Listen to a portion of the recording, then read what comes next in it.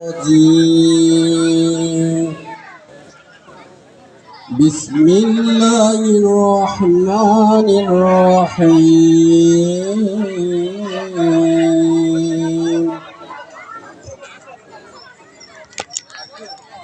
ألف لام ميم. ذلك الكتاب لا ريب فيه هدى للمتقين الذين يؤمنون بالغيب ويقيمون الصلاة ومما رزقناهم ينفقون والذين يؤمنون بما أنزل إليك وما أنزل من قبلك وبالآخرة هم يوقنون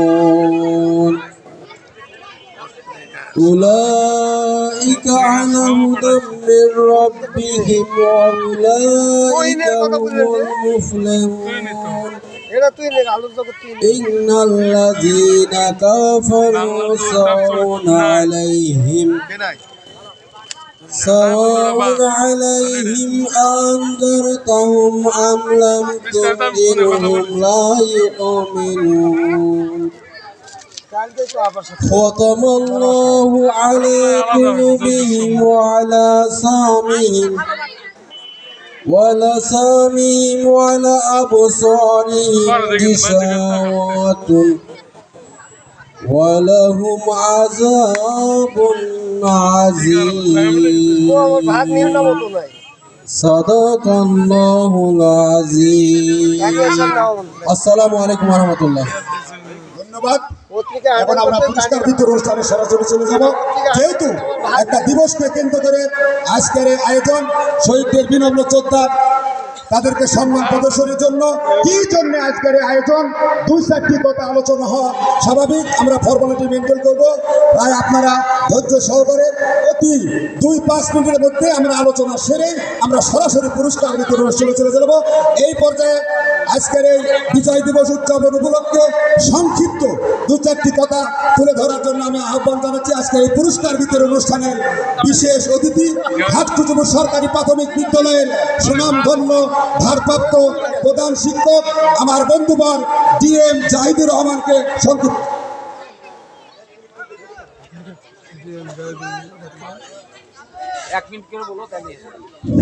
আসসালামু আলাইকুম। আমার বউ মরে গেছে, বিজয় দিবস উপলক্ষে হাউসপাড়া ইউনিয়ন পরিষদ কর্তৃক আয়োজিত আজকে পুরস্কার বিতরণ অনুষ্ঠানে সম্মানিত সভাপতি, আজকের অনুষ্ঠানের প্রধান অতিথি এবং বিশেষ অতিথিবৃন্দ এবং উপস্থিত বিভিন্ন এলাকা থেকে আগত প্রিয় দর্শকবৃন্দ, সবাইকে সালাম, আসসালামু আলাইকুম।